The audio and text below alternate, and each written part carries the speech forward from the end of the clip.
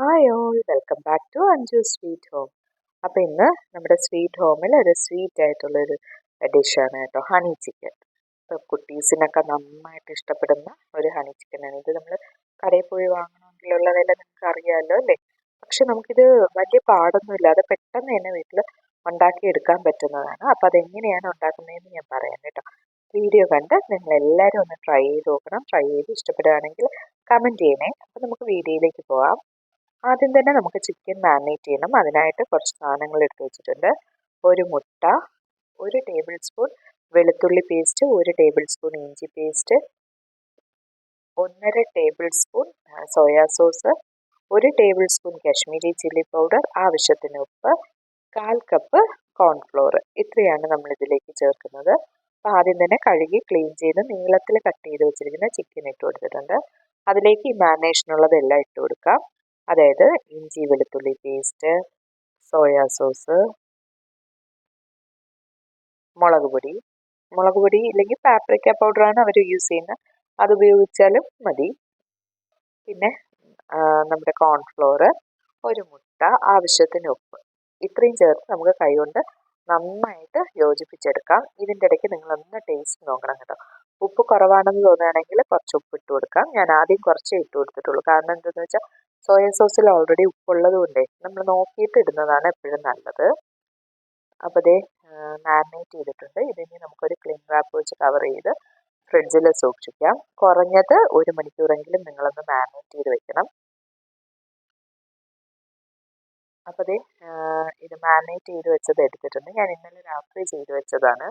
പിന്നെ രാവിലെ ആയപ്പോൾ എടുത്തിട്ടുണ്ട്. ഇനി നമുക്ക് തുറക്കാം. തുറന്നതിന് ശേഷം ഇത് ഫ്രൈ ചെയ്തെടുക്കാം.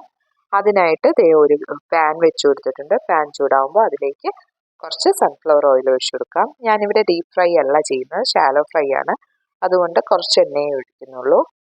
കുറച്ച് എണ്ണ എന്ന് പറയുമ്പോൾ, ഡീപ്പ് ഫ്രൈ എന്ന് പറയുമ്പോൾ നമ്മളിങ്ങനെ എണ്ണയിൽ മുക്കി വറുത്ത് പൊരിക്കത്തില്ലേ, അതിനെയാണ് ഡീപ്പ് ഫ്രൈ എന്ന് പറയുന്നത്. അപ്പോൾ അങ്ങനെയല്ല ചെയ്യുന്നത്, അങ്ങനെ ചെയ്യുന്നവരും ഉണ്ട് കേട്ടോ. അപ്പോൾ ഇനി നമുക്ക് എണ്ണ ചൂടായതിലേക്ക് ചിക്കൻ ഇട്ട് കൊടുക്കാം. ഇത് നീളത്തിൽ നമ്മൾ കനം കുറച്ച് കട്ട് ചെയ്തിരിക്കുന്നതുകൊണ്ട് തന്നെ പെട്ടെന്ന് ആയി കിട്ടും കേട്ടോ. മറ്റേ സാധാരണ ഫ്രൈ ചെയ്യുമ്പോൾ ഒത്തിരി സമയമൊന്നും എടുക്കില്ല. അപ്പം അതുപോലെ നമുക്ക് തിരിച്ചു മറിച്ചും ഇട്ട് നന്നായിട്ട് ഫ്രൈ ചെയ്ത് കോരിയെടുക്കാം. ഇതുപോലെ ബാക്കിയുള്ളതും നമുക്ക് ഫ്രൈ ചെയ്തെടുക്കാം. അപ്പോൾ ഇവിടെ ഞാൻ എല്ലാം ഫ്രൈ ചെയ്തെടുത്തിട്ടുണ്ട്. ഇനി നമുക്കിതൊന്ന് മിക്സ് ചെയ്ത് സെറ്റ് ചെയ്തെടുക്കാം. അതിന് വേണ്ടിയിട്ട് ഒരു പാൻ വെച്ച് കൊടുത്തിട്ടുണ്ട്. ആദ്യം ആ പാൻ ചൂടായതിനു ശേഷം അതിലേക്ക് നമ്മൾ ചിക്കൻ ഫ്രൈ ചെയ്യാൻ എടുത്തതിൽ ബാക്കി വന്ന എണ്ണ ഒഴിച്ചു കൊടുക്കാം. അപ്പോൾ എനിക്കിവിടെ കുറച്ച് എണ്ണയേ ഉള്ളൂ. ഞാൻ മുഴുവൻ ചിക്കനും, അതായത് 1 കിലോ ചിക്കനും ആദ്യം ഒഴിച്ച എണ്ണയിലാണ് വറുത്തെടുത്തത്, അതുകൊണ്ടാണ് കുറച്ചുള്ളത്.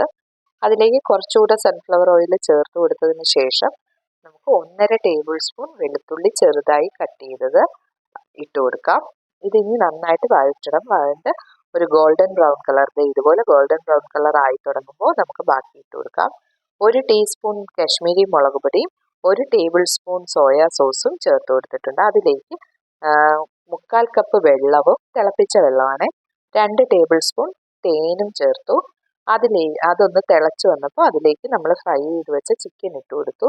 ഇനി നമ്മുടെ ഈ ചിക്കനിലുള്ള കോൺഫ്ലോറിൻ്റെ ഇതൊക്കെ ഒന്ന് മിക്സ് ആയിട്ട് ഇതുപോലെ കുഴഞ്ഞു വരും. അപ്പോൾ ഇത്രയേ ഉള്ളൂ, നമ്മുടെ കറി റെഡി ആയിട്ടുണ്ട്. ഇതിലേക്ക് നമുക്ക് കുറച്ച് സ്പ്രിംഗ് ഒണിയൻ കട്ട് ചെയ്തതും അതുപോലെ തന്നെ വെള്ള എള്ളുണ്ടല്ലോ, സെസമി സീഡ്സ് വൈറ്റ് കളർ, അതും ചേർത്ത് നമുക്ക് ഡെക്കറേറ്റ് ചെയ്തെടുക്കാം.